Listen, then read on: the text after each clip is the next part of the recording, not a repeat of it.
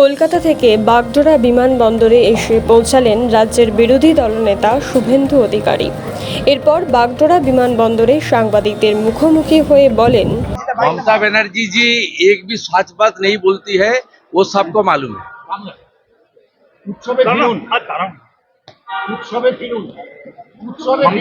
কাল উত্তর দিয়েছে, বারবার উত্তর দেওয়ার কোনো দরকার নেই।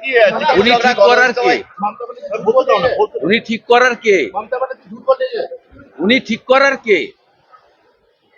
উনার বিরুদ্ধে এবারের লোকসভা ভোটেও 54% লোক উনার বিরুদ্ধে ভোট দিয়েছে।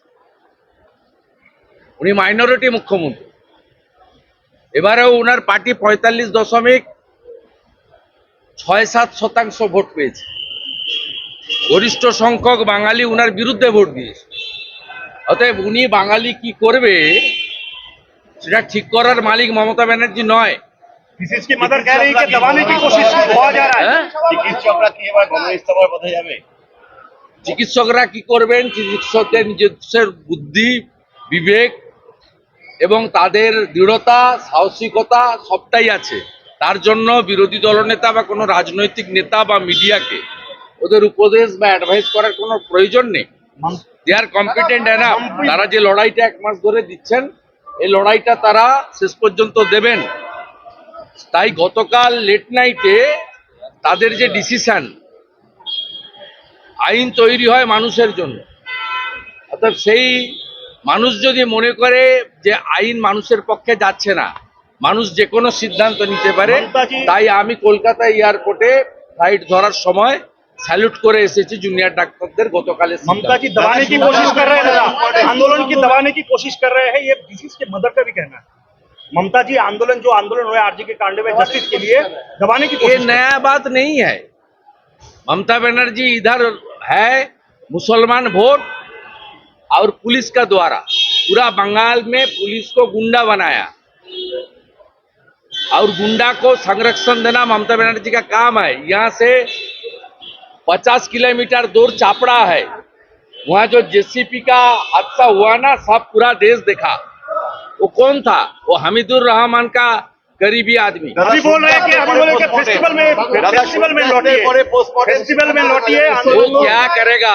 बंगाल का लोग 18 तारीख सुप्रीम कोर्ट का सुनवाई का बाद वो तैयार करेगा बंगाल का लोग। ये ममता बनर्जी का बाद में नहीं होगा। ममता जी कुर्सी क्यों नहीं छोड़ रही है, क्या कहेंगे आप? ममता जी कुर्सी क्यों नहीं छोड़ रही है? आप लोग दबाव दे रहे हैं। मेरे कुर्सी छोड़ने के तो उसका तो शर्म नहीं है। मेरा पास नंदीग्राम में उन्होंने चुनाव हारी, उसका बाद भी हारने का बावजूद भी चीफ मिनिस्टर बनी, उसका तो शर्म पहले से ही नहीं है। দাদা সুপ্রিম কোর্টের নজরে এসেছে, চালান ছিল না, সূর্যাস্তের পরে পোস্টমর্টেম। আমি সবাই দেখেছিলাম, আমি আলাদা করে উত্তরবঙ্গ মেডিকেল কলেজে কেন্দ্রীয় টাকা তছনছ করা হচ্ছে, সিবিআই তদন্ত চাইলেন কি? উত্তরবঙ্গ মেডিকেল কলেজে স্টেট কালচার আমরা আগেই বলেছি শিক্ষা খাদ্যের থেকেও বড় দুর্নীতি হয়েছে স্বাস্থ্যে। আমরা আগেও 2 বছর ধরে বলেছি শিক্ষা গেছে জেলে, খাদ্য গেল জেলে, এবার স্বাস্থ্য যাবে জেলে। ও স্বাস্থ্য যখন জেলে যাবে, তার বাইরে উত্তরবঙ্গ মেডিকেল কলেজ নয়। আপনি আরজি করে ভাবতে পারেন 800 টাকা দামের খাট 30,000 টাকা দিয়ে কিনেছে চোর সন্দীপ ঘোষ।